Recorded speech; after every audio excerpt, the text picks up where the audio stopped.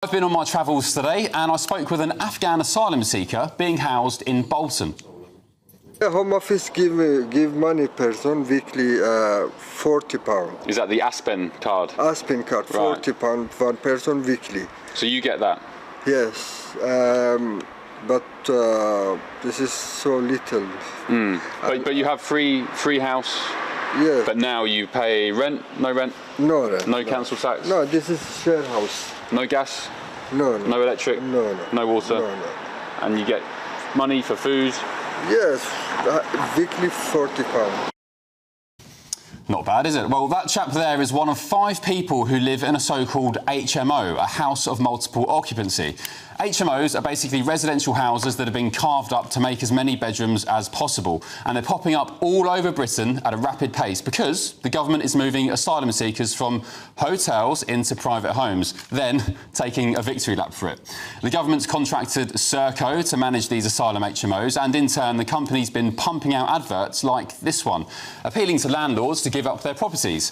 Serco is promising landlords 5 years rent up front, often at massive rates, all with maintenance, repairs and utility bills paid for. And if your priority is money before country, it's a no-brainer for landlords. Serco says it's responsible for more than 30,000 asylum seekers across 7,000 properties in the UK. So when Angela Rayner said last year in June that every borough in this country would be taking its fair share of migrants, she wasn't lying, was she? Anyway, let's talk more about these HMOs. Here's one I saw today. They look like normal houses from the outside, but inside they home 6 or more migrants who all live together in what is pretty much a makeshift bedsit. And in Bolton, where I went this morning, the town has gone from 170 HMOs to more than 700 in just a few years. I'll say that again, from 170 to more than 700 in just a few years. The locals there say they've already taken their fair share, just like Angela Rayner demanded, but they're not happy. Government has basically taken them out of hotels and said, oh, look, we're solving the problem, but they're now ending up in your communities like this. Yeah, I'm disgusted in it, to be honest. What disgusts you about it? Well, it's just everywhere you look, I'm seeing all these, and I know what I've seen them hanging about on the streets. I've seen them drinking cans when I go for my pay for it, man. I've just seen half a dozen of them sat on the streets drinking cans, 8 and 9 o'clock in the morning. I said, that's what we are funding. Not yeah, right. Billions of pounds. Not right, is it? Where should they go then? So if not in communities and if not hotels, which is where they've come from, where should they go? I think they put them in tents in Greece or something like that, don't they? People feel totally helpless to stop what's happening to their communities all across the country. This next guy I spoke to has lived in the road for decades, but told me he was too scared of abuse and reprisals from who he called do-gooders to go on camera with me and voice his concerns. So you fear that if your face is and name is identified, you'll get abuse from those kind of people? Yeah, I do. That's a sad state of affairs, isn't it? It's terrible, but on illegal immigrants, they should be turned back straight away. They shouldn't even land here. What do you make of Angela Rayner saying that every borough in the UK should take their fair share of illegal migrants? Spread them about, that'd make it even worse. Yeah. We'd end up with every community in a state of uproar. Well, I then spoke to a guy called Martin who'd lived in Bolton on a particular road for 40 years. He described how locals had been upset at the smell of cannabis wafting from certain HMOs and locals being kept up at night with noise. Bolton's gone from 170 HMOs to more than 700. Yeah. Well, this one's come within the time frame. This building now, no one's moved in it yet, but it is finished. So no one's living here. So let's have a quick step in. So each room, just explain HMOs. A normal residential house, which they renovate and divide up into, they squeeze rooms out of it basically. That's right, so they can cram more people in. So there'll be a communal kitchen and a communal room, and then 6 rooms with their own shower and toilet. So you can hear them through the walls at night. So they're watching, they've got tellies in their rooms. Yeah, that's right. You're trying to go to sleep at night and you can hear them. Yeah. And you say they're smoking. Yeah, you can smell cannabis as well, which they call smoke. So what's been done about it down here? Have you complained to the council? What's going on? No one's doing anything about it at all. So you're just victim to what's going on? Yeah. As Angela Rayner said, we've all got to take our fair share. Would you know what they called that operation? Operation Scatter. Yeah, and we're getting it. Yeah. Why Bolton, though?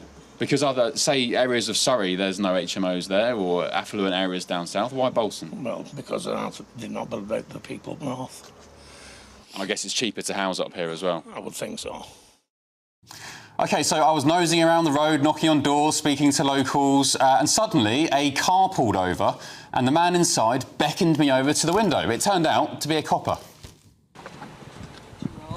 Yeah, why not? Hello. You record, you got a body camera, how are you? I'm very well, thank you. Yourself? Very well.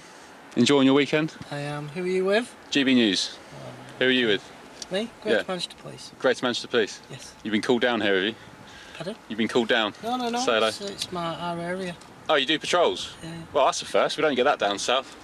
Bobby's on the beat. Welcome to the north. That's good. Right. Have a good day. All right, see you later. See you. Well, that's interesting, isn't it? For the first time in my life, or at least since I was a very small child, we've had a police car, unmarked, roll down, say hello to us and ask what we're up to. Definitely don't get that down south, and you just wonder whether somebody has alerted the police that we're here asking questions. Very strange.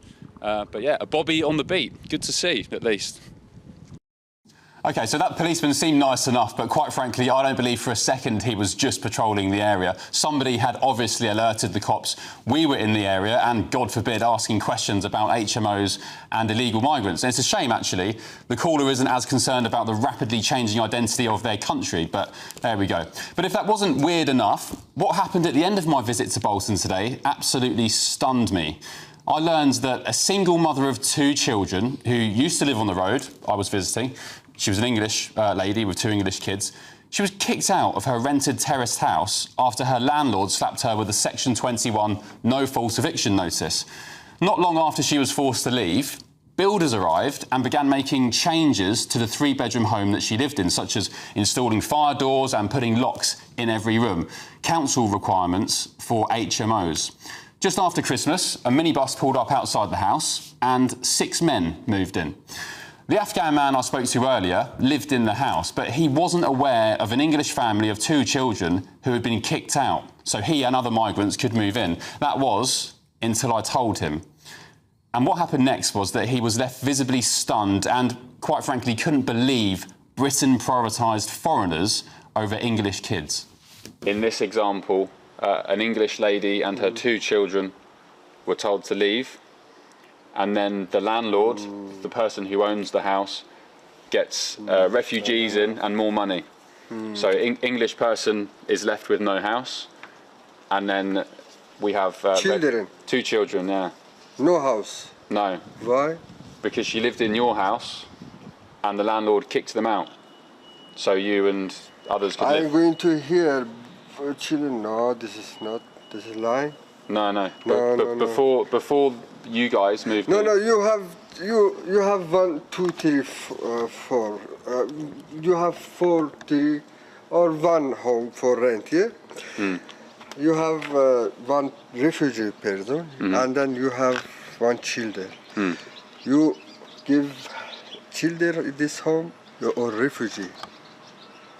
Yeah, of course you bury this children. This is lying. No, but the landlord kicked the children out. No, this is No, lying. he did. He did. Why? But why? Because it's more money. Because, you know, Serco, the management company, they pay more money if you have refugees, asylum seekers. The government gives them lots of money, so the landlord makes more money by having you guys in there instead of the English lady with their kids.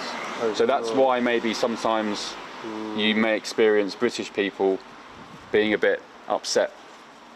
So it's not your fault, but it's the landlord and the government and Serco, you see? I'm sorry. No, it's not your fault. It's not your fault. You come here, you are escaping being killed, but that's maybe why sometimes you experience maybe British people are a bit cold, you know? I'm so Just one example. Yeah, thank you.